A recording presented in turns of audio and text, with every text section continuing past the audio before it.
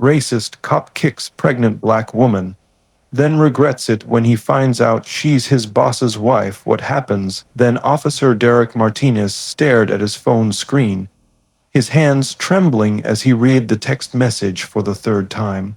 The words seemed to blur together, but the meaning was crystal clear. Report to my office immediately. Bring your badge and gun. Chief Williams. Just 20 minutes earlier, Derek had been walking back to his patrol car with a smug grin on his face, convinced he just taught some uppity black woman a lesson about knowing her place in his neighborhood. The woman was now in an ambulance, rushed to the hospital after he'd kicked her in the stomach while she begged him to stop, clutching her pregnant belly and crying that she wasn't doing anything wrong. Derek had laughed then. He'd actually laughed as she writhed on the ground, telling his partner Jake that these people needed to learn respect. The woman had been walking through Riverside Heights, an upscale neighborhood where Derek was convinced she didn't belong. She was probably casing houses, he'd told himself. They always were. But now, standing in the police station parking lot with sweat beading on his forehead despite the cool evening air, Derek felt a cold dread settling in his stomach. Chief Williams never called anyone to his office this late, never demanded badges and guns unless someone was about to lose their job or worse. The woman's face flashed through his mind, the terror in her eyes when he'd grabbed her arm, the way she'd screamed when his boot connected with her stomach, the pool of blood that had started forming beneath her as she lay there sobbing. Derek had felt powerful in that moment, righteous even. He was protecting his community from people who didn't belong.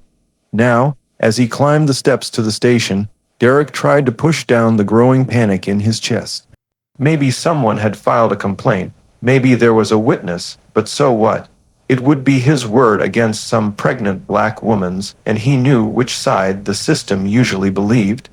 What Derek didn't know, what he couldn't possibly have imagined as he straightened his uniform and prepared to face his chief, was that the woman he'd kicked was Dr. Amara Williams, Dr. Amara Williams, who worked as a pediatric surgeon at St. Mary's Hospital. Dr. Amara Williams, who was 6 months pregnant with her first child.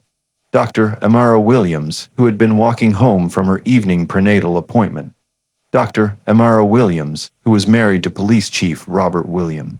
The same Chief Williams who was now waiting for Derek in his office, having just returned from the hospital where his wife lay connected to monitors, fighting to save their unborn child. Derek Martinez had been a cop for 8 years, and in those 8 years, he'd developed what he called his neighborhood sense. He could spot troublemakers from a mile away. He'd boast to anyone who'd listen, especially in areas like Riverside Heights, where the houses cost more than most people made in 5 years, and the lawns were manicured to perfection. Riverside Heights was Derek's favorite patrol area. The residents appreciated law enforcement, he told himself.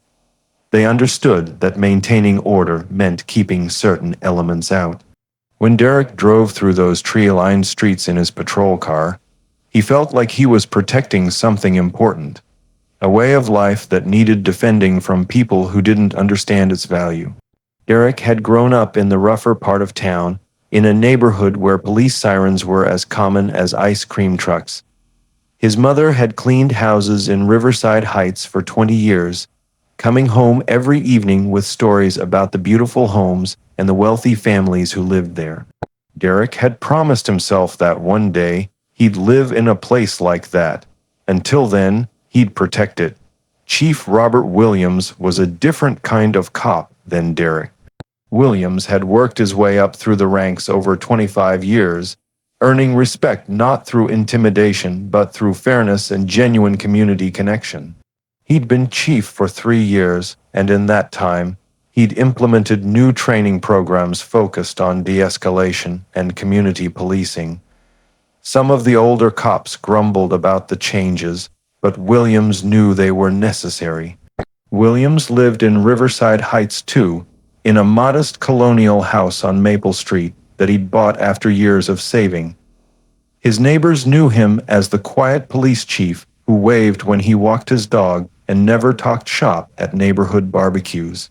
What they didn't know was that Williams lay awake many nights worrying about officers like Derek Martinez, cops who saw the badge as a license for power rather than a responsibility to serve. The chief's personal life was something he kept carefully separate from work. His wife, Dr. Amara Williams, was a pediatric surgeon who'd met Robert during her residency 5 years earlier.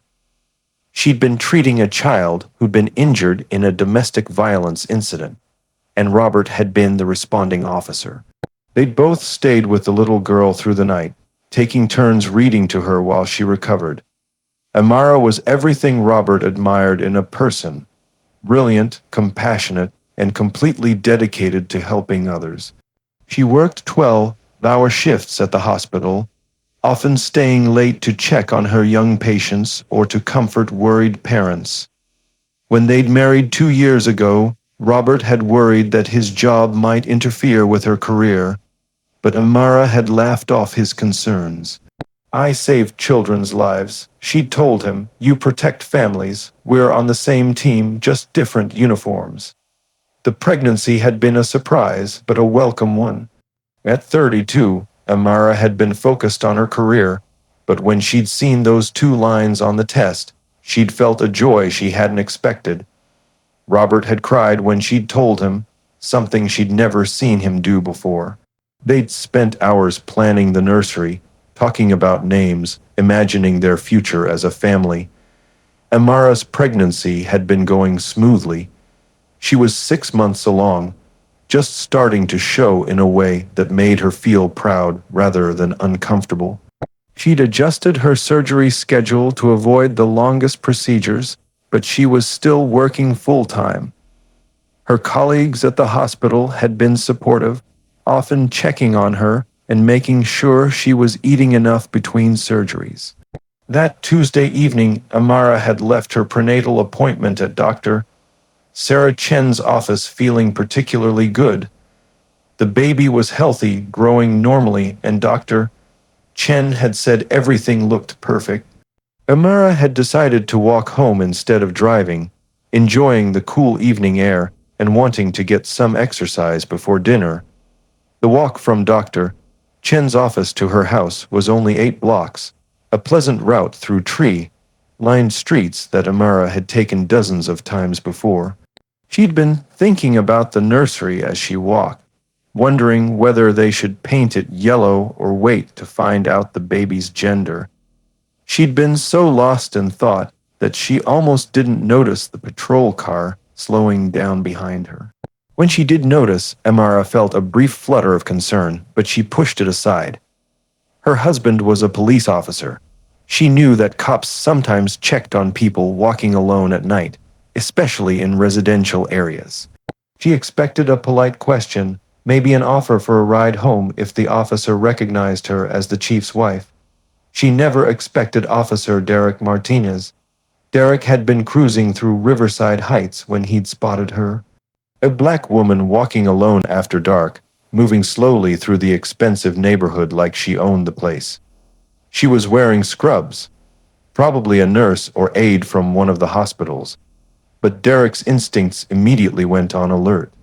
Nurses didn't live in Riverside Heights, not on their salaries. He'd slowed his patrol car, watching her carefully.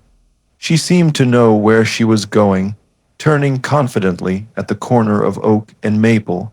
That bothered Derek even more. If she was lost or confused, he might have given her the benefit of the doubt, but she was walking with purpose, like she belonged there. Derek pulled his car to the curb and got out, his hand instinctively moving to his utility belt. "Excuse me, miss," he called out, his voice carrying the authority he'd perfected over 8 years of police work. Amara turned around, surprised but not alarmed. She saw a police officer walking toward her, his expression serious but not necessarily threatening. "Good evening, officer," she said politely, instinctively placing a protective hand over her growing belly. "What are you doing in this neighborhood?" Derek asked bluntly, stopping about 6 feet away from her. His eyes scanned her from head to toe, taking in the scrubs, the comfortable walking shoes, the small purse slung across her shoulder. The question caught Amara off guard. "I'm sorry, what do you mean?" she asked, genuinely confused. "I'm walking home from my doctor's appointment." Derek's expression hardened. "Your doctor's appointment?" He repeated, his tone making it clear he didn't believe her. "And where exactly is home?" Amara felt the first flutter of real concern. Something was wrong with this interaction, but she couldn't quite put her finger on what. "I live on Maple Street," she said carefully. "Is there a problem, officer?" "Maple Street," Derek said, taking a step closer. "Funny, I know most of the residents on Maple Street, and I've never seen you before." The lie came so easily that Derek almost believed it himself. The truth was, he had no idea who lived on Maple Street or any other street in Riverside Heights. But he'd learned over the years that projecting authority and knowledge often got people to admit things they wouldn't otherwise say. Amara's heart rate began to quicken, but she tried to stay calm.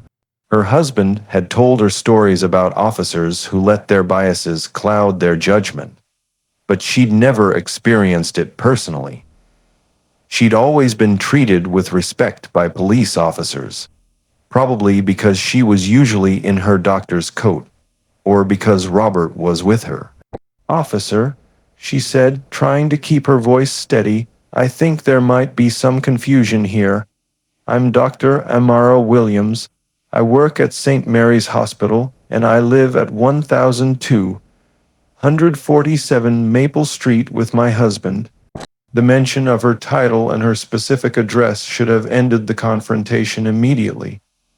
Any reasonable officer would have checked her ID, possibly called to verify, and apologized for the misunderstanding. But Derek wasn't being reasonable. He was operating on 8 years of assumptions and biases, convinced that he was dealing with someone who was lying to him. "Dr. Williams," Derek repeated mockingly. "Right, and I'm the Pope. Let me see some ID." Amara reached for her purse, but Derek immediately tensed, his hand moving to his weapon. Slowly, he barked, "Keep your hands where I can see them." The command was delivered with such aggression that Amara froze, her hand halfway to her purse. She'd never had a gun pointed at her before, and the reality of her situation hit her like a physical blow. This officer thought she was a threat. This officer was prepared to shoot her. "My ID is in my purse," she said quietly, her voice barely above a whisper. "May I reach for it?" Derek nodded curtly, but kept his hand on his weapon as Amara slowly opened her purse and retrieved her wallet. Her hands were shaking now, and she had to make 2 attempts to pull out her driver's license and medical ID. She handed them to Derek, who snatched them from her with unnecessary force. He examined them under the streetlight, frowning as he read the name and address. Amara Williams, 1,247 Maple Street, just as she'd said. The medical ID clearly identified her as a doctor at St. Mary's Hospital. For a moment, Derek felt a flicker of uncertainty. The IDs looked legitimate, and her story was consistent. But something in him refused to back down. He'd committed to this confrontation, and admitting he was wrong would be admitting weakness. These could be fake. He said finally, though even he didn't believe it. "A lot of drug dealers have fake IDs these days." Amara stared at him in disbelief. "Drug dealers," she repeated.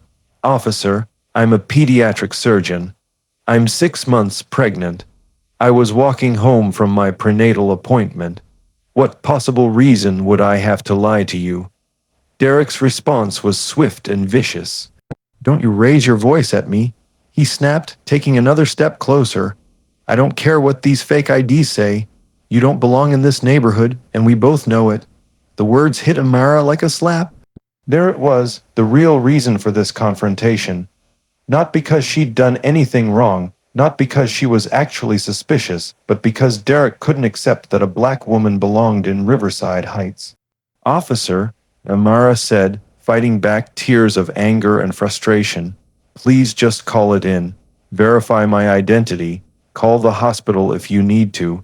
I just want to go home to my husband." Derek's face twisted with rage at what he perceived as continued defiance. "Your husband?" he said sarcastically. "Let me guess, he's a doctor too, maybe a lawyer. You people always have these elaborate stories." The phrase "you people" hung in the air between them like a poisonous cloud. Amara felt something break inside her chest, a combination of heartbreak and fury that made her entire body tremble. "Please," she whispered, one hand protectively covering her belly. "Please just let me go home.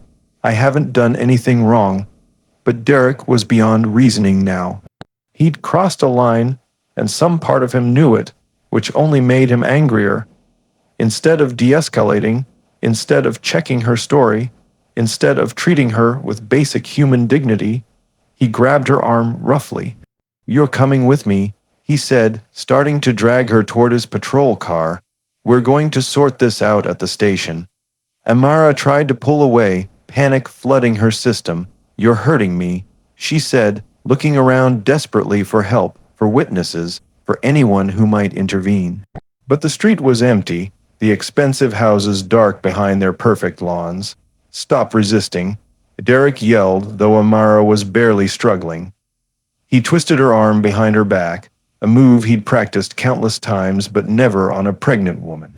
The pain was immediate and sharp, radiating up Amara's shoulder and down her spine. She cried out, instinctively trying to protect her belly as Derek forced her toward his car.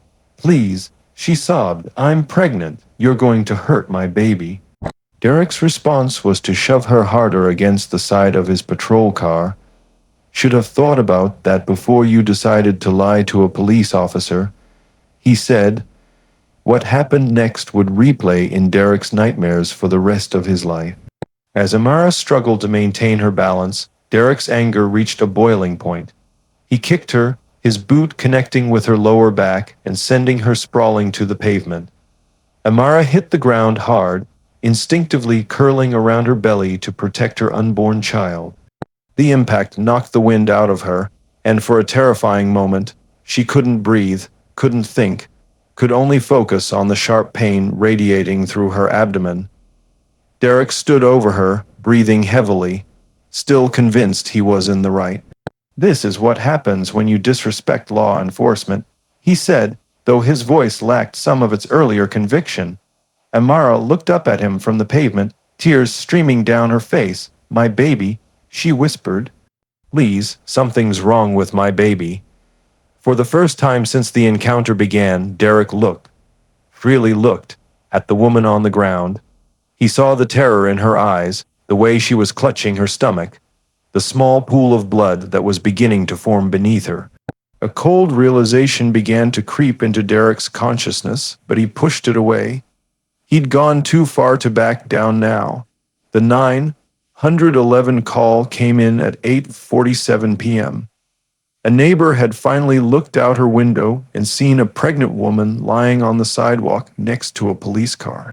The caller, Mrs. Henderson from 1251 Maple Street, was Amara's next-door neighbor, though she didn't immediately recognize her in the dark.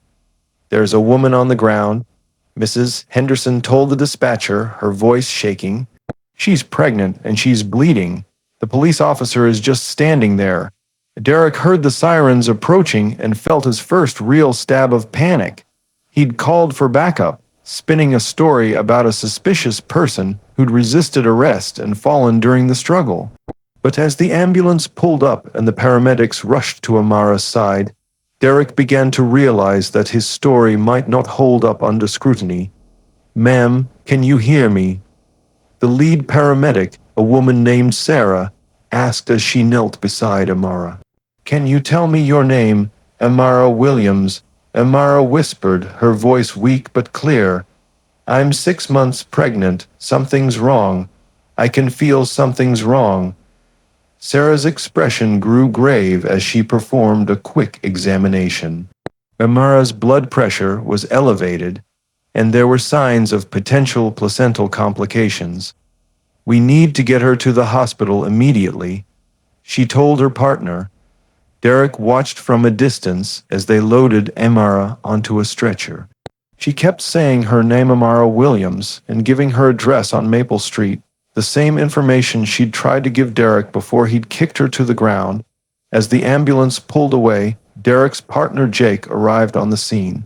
Jake was younger than Derek, only 2 years on the force, but he had a reputation for being thorough and fair. He'd been called in to take Derek's statement about the incident. "So what happened here?" Jake asked, pulling out his notebook. Derek launched into his prepared story. A suspicious woman in an upscale neighborhood, false identification, resisting arrest, an unfortunate fall during the struggle. It was a narrative Derek had crafted carefully, designed to make him look like the victim of circumstances rather than the aggressor. But Jake was asking questions Derek hadn't expected. Why hadn't Derek called for backup before approaching the woman? Why hadn't he verified her identification before attempting an arrest? What specific crime did he suspect her of committing? She was clearly casing houses, Derek said, but his voice lacked conviction. "You know how it is in neighborhoods like this." Jake frowned. He'd worked Riverside Heights before, and while there had been some break-ins over the years, they were usually committed by professionals who knew exactly what they were looking for. Not pregnant women walking alone at night. "Did you run her license?" Jake asked. Derek's stomach dropped. In all his preparation, he'd forgotten about the driver's license check. "I was in the process of doing that when she became combative," he lied. Jake made a note in his book. "We'll need to retrieve her IDs from evidence and verify them," he said. "Standard procedure." Meanwhile, at St. Mary's Hospital, Dr. Amara Williams was fighting for her baby's life. The kick to her back had caused a placental abruption, a serious condition where the placenta separates from the uterine wall, potentially cutting off the baby's oxygen supply. Dr. Sarah Chen, Amara's obstetrician, had been called in from home. She delivered Amara's prenatal care for months and knew her as a dedicated physician and expectant mother. Seeing Amara on the emergency room table, barely conscious and bleeding, filled Dr. Chen with a cold fury. "What happened to her, doctor?" Chen demanded as the trauma team worked to stabilize Amara. The paramedic who'd brought Amara in spoke quietly. "Police encounter gone wrong. The officer said she resisted arrest and fell, but..." She paused, choosing her words carefully. "The injuries don't match his story, doctor." Chen's hands moved expertly as she worked to save both mother and baby.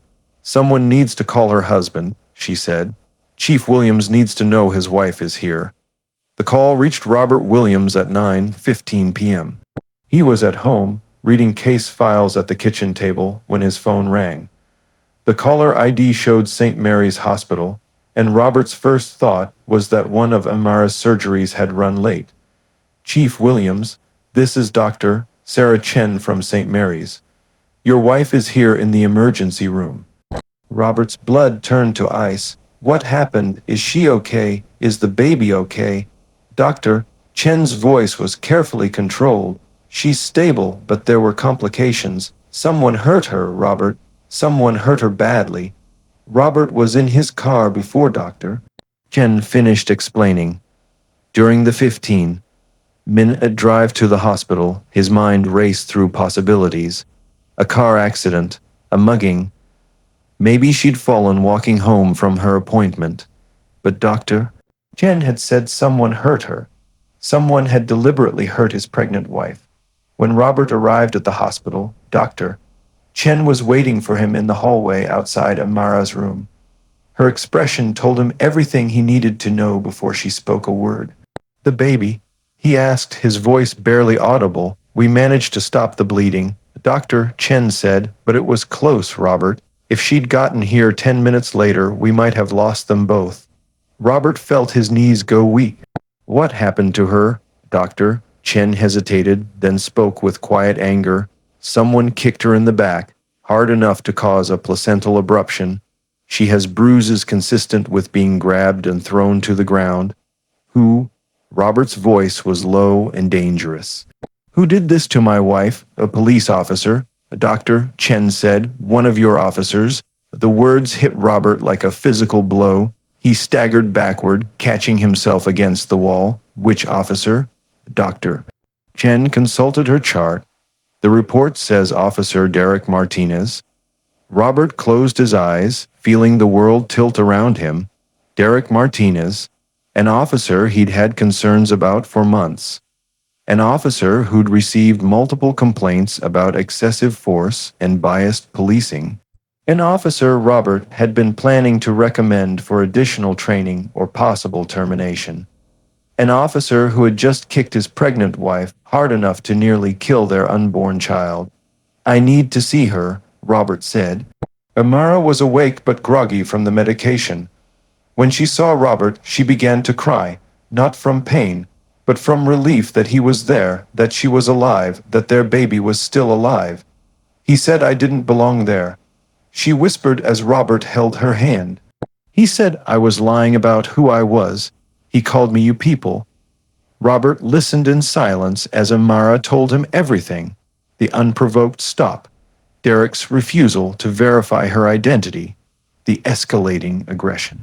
The moment when Derek's boot connected with her back and sent her to the pavement.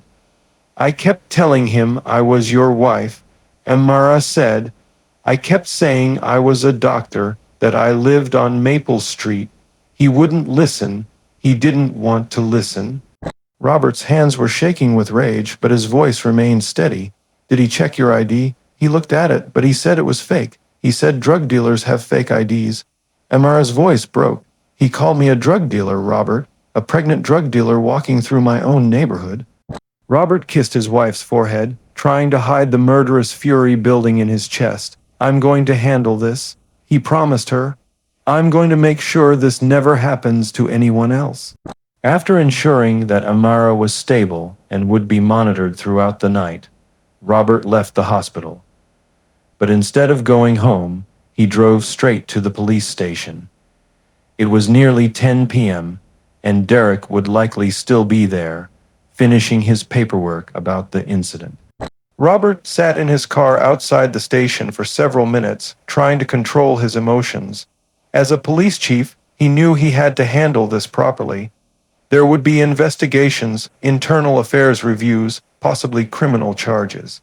But as a husband and father-to-be, Robert wanted nothing more than to find Derek Martinez and show him exactly what it felt like to be kicked while helpless. Instead, Robert pulled out his phone and sent a text message. "Report to my office immediately. Bring your badge and gun, Chief Williams." Then he went inside to wait. Derek had been dreading this moment since the ambulance left with Amara Williams. His story about a suspicious person resisting arrest was already falling apart under Jake's questions, and he knew it was only a matter of time before someone higher up started asking even harder questions. The text from Chief Williams confirmed Derek's worst fears. Chiefs didn't call officers to their offices at 10 p.m. unless something had gone very, very wrong. Derek tried to tell himself that maybe the woman's injuries weren't as serious as they'd looked. Maybe she'd be fine, and this would blow over like so many other complaints he'd faced over the years. Maybe Chief Williams just wanted to get his side of the story before making any decisions. But as Derek walked through the empty police station toward the chief's office, he couldn't shake the feeling that his career was about to end. And maybe, in some deep part of his conscience that he'd spent years ignoring, he knew it should end. Robert Williams was sitting behind his desk when Derek knocked on the door. The chief looked older than Derek remembered, his face drawn with exhaustion and something else, something that made Derek's mouth go dry with fear.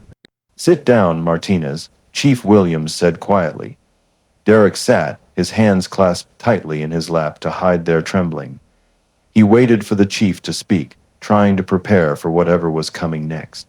"I just came from the hospital," Chief Williams said, his voice eerily calm. "I've been sitting with my wife for the past hour."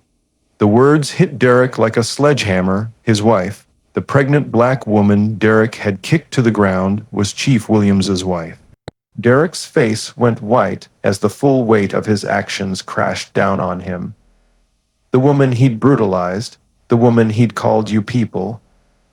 The woman whose unborn child he'd nearly killed. She was married to his boss. She was the police chief's wife. Chief, Derek started, but Williams held up a hand. Dr. Amara Williams. The chief said, his voice like ice, is a pediatric surgeon who saves children's lives every day. She was walking home from her prenatal appointment when you decided she didn't belong in her own neighborhood. You kicked my pregnant wife hard enough to cause a placental abruption. You nearly killed my child. Derek's mouth opened and closed soundlessly. There were no words, no excuses, no lies that could possibly make this better. Badge and gun, Chief Williams said, extending his hand. Derek fumbled with his utility belt, his hands shaking uncontrollably as he removed his service weapon and badge. 8 years of police work, reduced to 2 pieces of metal and leather on the chief's desk. You're terminated, effective immediately. Williams continued. Criminal charges will be filed tomorrow morning. Assault on a pregnant woman, civil rights violations, and whatever else the district attorney decides to throw at you. Derek finally found his voice. Chief, please, I didn't know. You didn't know she was my wife. Williams finished, but you knew she was a human being. You knew she was pregnant. You knew she'd done nothing wrong except exist in a neighborhood where you didn't think she belonged. Williams stood up, his composure finally cracking. Get out of my sight before I forget I'm a police officer, and remember I'm a husband whose wife was nearly murdered tonight. Derek stumbled from the office, his career over, his future in ruins. Behind him, Chief Williams picked up his phone to call the district attorney. 3 months later, Derek Martinez was sentenced to 18 months in prison for assault and civil rights violations. Dr. Amara Williams gave birth to a healthy daughter whom she and Robert named Hope. And in Riverside Heights, neighbors began to understand that belonging in a community has nothing to do with the color of your skin, it has to do with the content of your character. If this story made your blood boil and then gave you hope that justice still exists, drop in the comments. Have you ever witnessed bias like this? Share your story. Because change happens when we stop staying silent about injustice.